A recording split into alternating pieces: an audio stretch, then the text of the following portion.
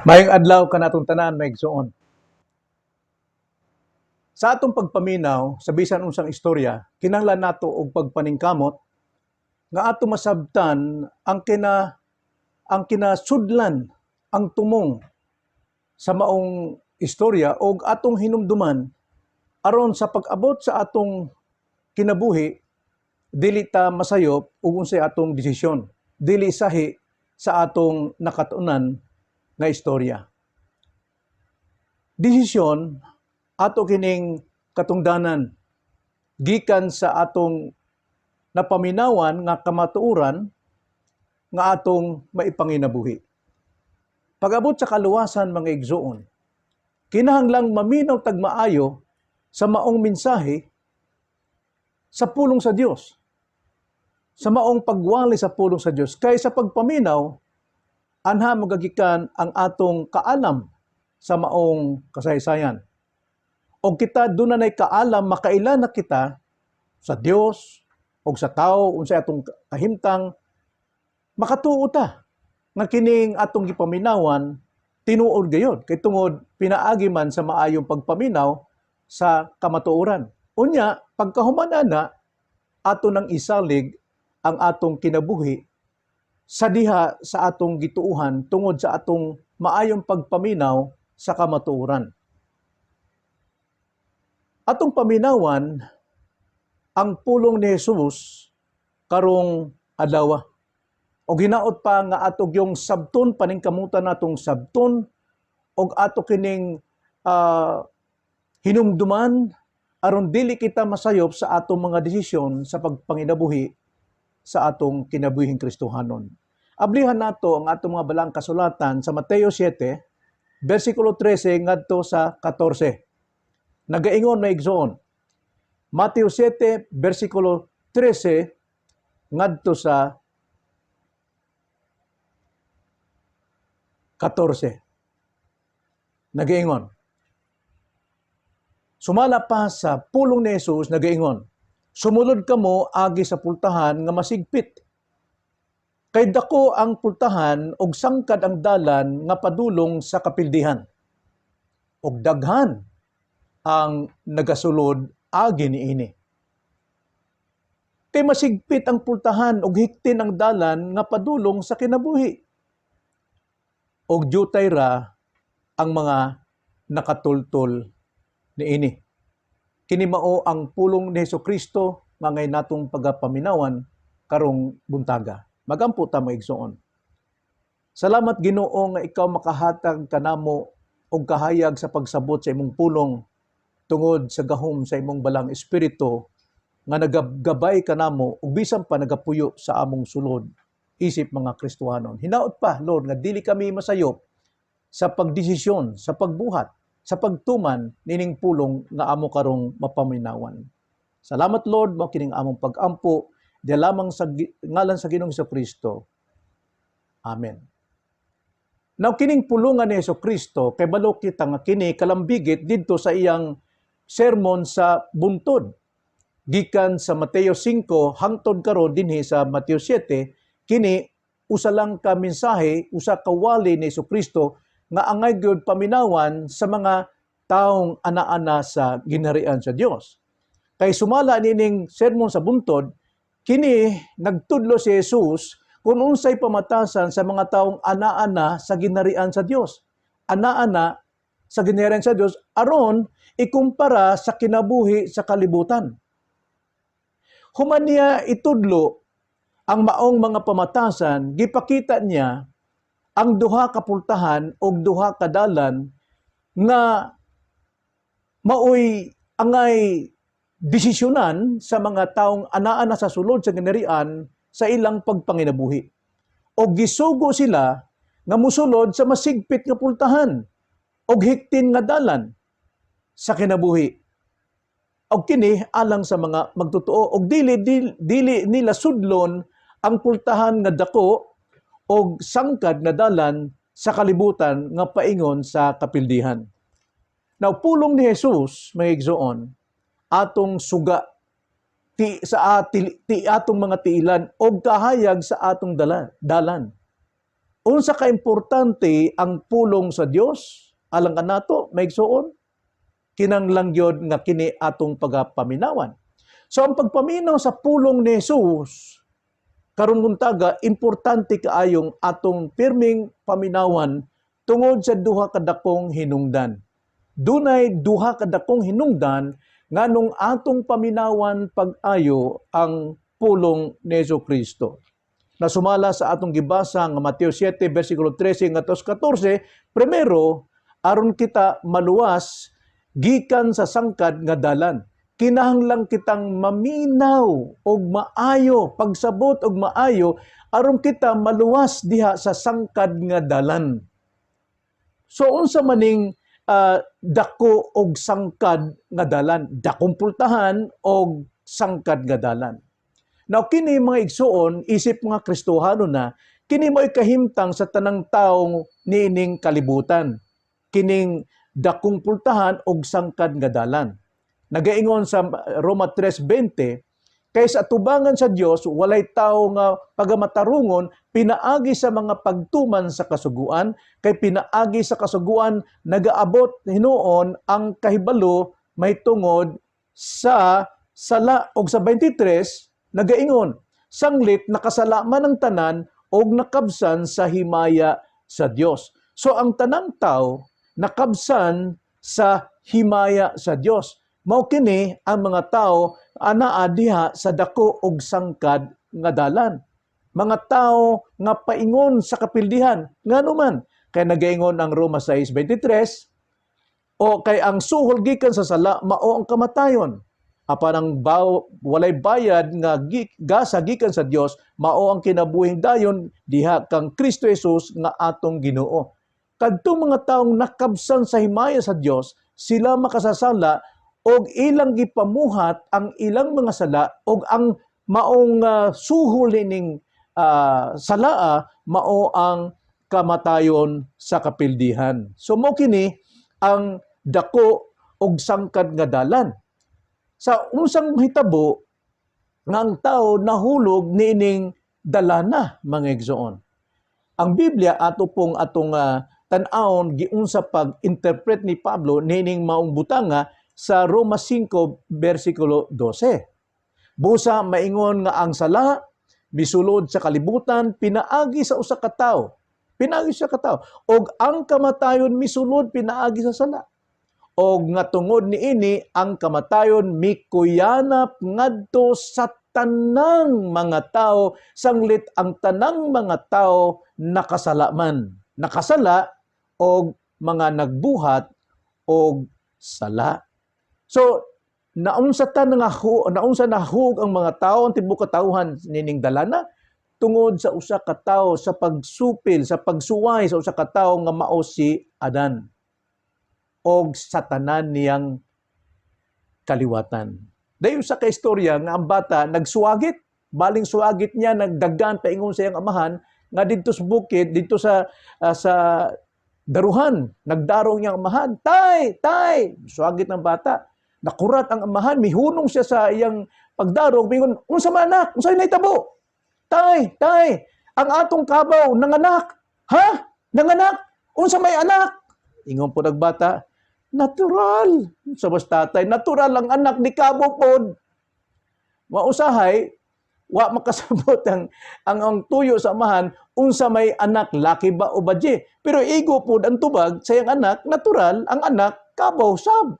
Maupod ang Kristohanon. Nakitang tanan ang atong unang amahan, si Adan, kay siya nagrebelde sa Dios, nakasala siya, so tanang mga kaliwat, gikang Adan, makasasala usab. Busa tanan, anaa sa dako nga pultahan og sangkad nga dalan paingon sa kapildihan. Mao na nga, paminawan nato ang pulong sa Dios aron kita makaluwas o mamaluwas niining sangkad nga dalan. Ikaduha, kita kinahanglan maminaw sa pulong sa Dios aron kita maluwas pinaagi sa hingkit o hiktin nga dalan. Mao ni makaluwas ka nato. So mao ni gisugo ni Ginoong Hesukristo nga atong pagabuhaton. Atong basahon og balik ang bersikulo 13 ngadto na sa 14. Nagingon, sumulod kamo agi sa pultahan nga masigpit, mao nay sugo ni Hesukristo. Pamina, sugo ni Hesukristo, nagtudlo siya ug unsay atong angay pagasudlan. Way lain. Dili sama ning kalibutan nga dunay desisyon ng tao, aristoo o ariso wala. Ang Ginoo usaray dalan nga iyang gitudlo. Unsay gitudlo niya? Ang pultahan nga masigpit. Ngano man kuno? Kay dako ang pultahan og sangkad ang dalan nga padulong sa kapildihan. Dili buot sa Dios nga kitang mga Kristohano na natas sulod sa ginharian sa Dios, mawagtang ta niining dagko og sangkad nga dalan nining kalibutan paingon sa kapildihan. Og daghan baya ang nagasulod niining pultahana og dalana. So busa si Kristo paminawan nato nga siya nagsugo ka nato nga kita muagi sa pultahan nga masigpit. Ngano man, bersikulo 14, kay masigpit ang pultahan og hiktin ang dalan nga padulong sa kinabuhi. Og diutay ra ang mga nakatultol niini. So ang buot pasabot, gusto ni Hesukristo nga kita maluwas gikan sa pagsulod sa sangkad nga dalan padulong sa kapildihan, nga kita maluwas ni ana sulod sa usa ka masigpit nga pultahan ug hiktin nga dalan, kay mao kini ang padulong sa kinabuhi o mao kini ang kinabuhi sa mga magtotoo o mga naluwas na. Og diutay ra baya ang mga nakatultol niini. Nganuman, karaghanan sa mga Kristohanon dili maminaw. Maminaw manggali apan daw mura og sunata lamang sa tugtog ang ilang pagpaminaw sa wali. Musinggit na mag-amin bisag way na sabtan. Apan kadtong tinuod nga nagpaminaw, sabton kada tuki, kada pulong, kada sulti sa pagwali og sabton niya kini kay tungod mao kini ang dalan nga hiktin paingon sa kinabuhi o sa pagpanginabuhi nga Kristohanon. So busa maigsuon kinahanglan maminaw ta aron kita maluwas gikan sa sangkad nga dalan o mga luwas kita pinaagi sa hiktin nga dalan. So sa atong pagpaminaw, atong katungdanan kini nga maminaw.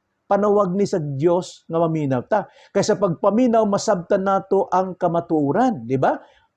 John 8:31 nag-ingon unya si Jesus sa miingon sa mga Hudyo nga misalig kaniya, karon kon pabilin kamo sa akong pulong, nan kamo tinuod gayod nga ako mga tinunan, og kamo makahibalo sa kamatuoran, og ang kamatuoran ang makahatag kaninyog kagawasan. Kagawasan sa unsa? Nining tentasyon ng kalibutan, ning kahugaw ning kalibutan, nining tanang mga sala ning kalibutan, maluwas kita diha pinaagi sa hiktin nga dalan. Ang kamatuoran may maghatag natog pagtuo, di ba? Roma 10:17, sa pinaagi sa pagpaminaw nato sa pulong ni Jesus, masabtan natong kamatuoran o kana mulig-o ng atong pagtuo. Busa kamatuoran makahatag natong kagawasan. O ang kamatuoran nagasulti ka nato nga anata musulod sa masigpit nga pultahan o manginabuhi sa hiktin nga dalan. Unsa may kamatuoran na igsoon? Dalira na, di ba? Ang Biblia mismo nagsulti, si Jesus mismo miangkon. John 14:6 nag-ingon, si Jesus mitubag kaniya, ako mao ang dalan, og ang kamatuoran, og ang kinabuhi. Walay bisan kinsa nga makaadto sa amahan, gawas kon pinaagi kanako. Dili lisod sabton ang pagpaminaw nato sa pulong sa Dios kay tungod nakapunting ning adto kang Kristo. Kay tungod siya miangkon nga mao ang dalan. Naa kang Hesus ang pulong sa kinabuhi.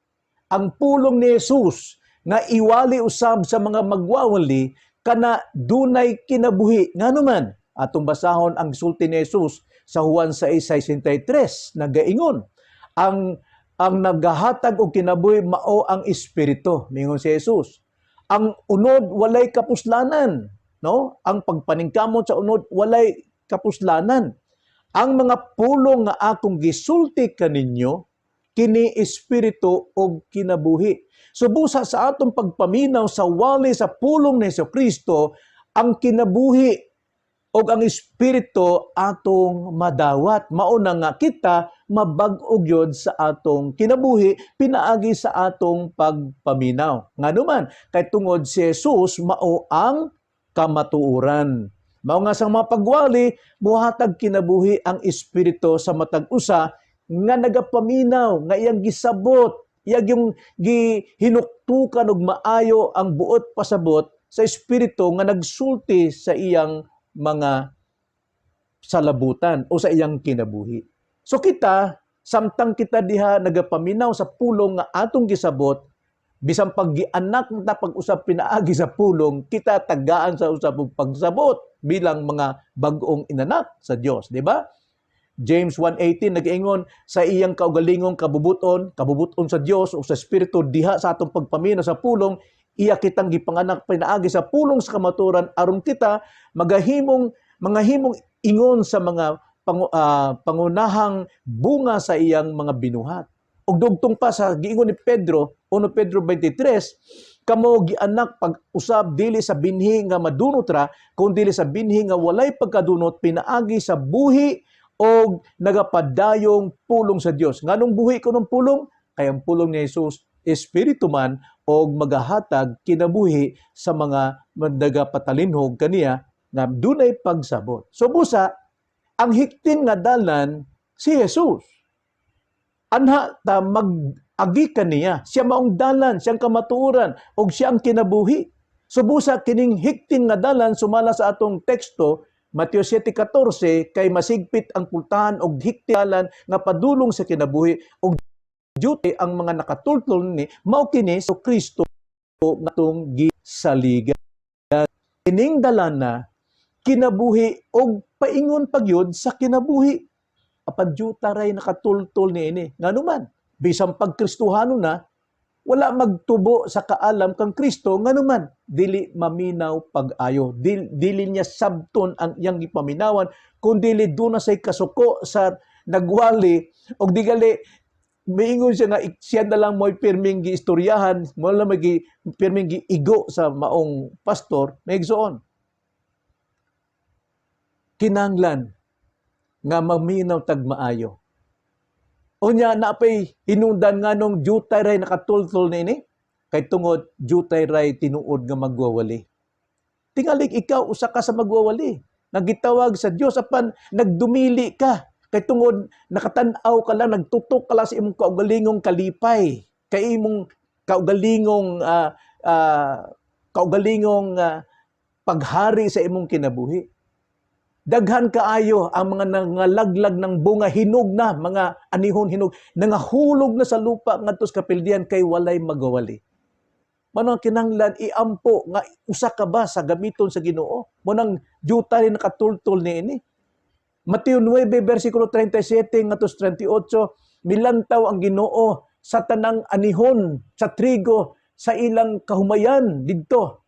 Unya gigamit ni Kristo ni nga ilustrasyon nga pangyutanong kamatuoran aron maipakita ang langitnong kamatuoran. Naingon si Kristo sa iyang mga alagad. Unya miingon siya sa iyang mga tinunan, daghan unta ang anihon, apan jutay ra ang mga mamumuo. Busa pangamuyo kamo sa Ginoo sa anihon nga makapadala unya siyag mga mamumuo ngadto sa iyang anihon.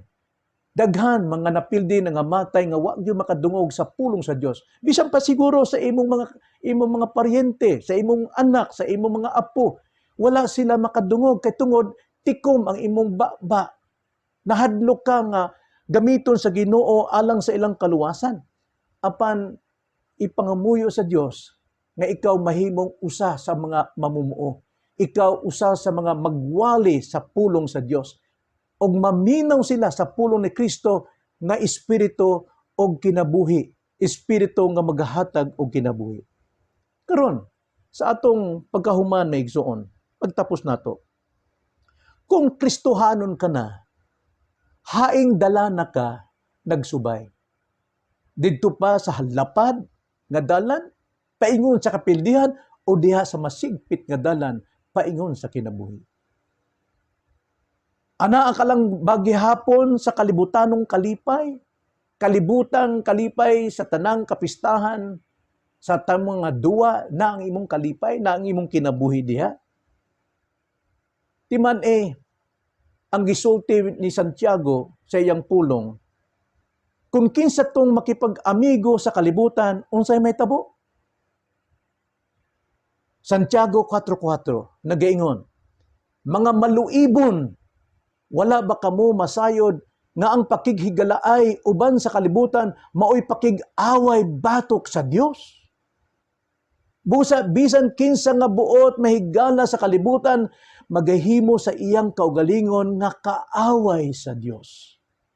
Oo, tinuod na sige kag kalipay, sige pasingot, aligre, pustaanay nining kalibutan apan sa tinuod ikaw nakighimog kaugalingon nimong pagkaaway sa Dios. Now, naabay makadaog batok sa Dios, kapildihan gayod, sigurado gyud na igsoon.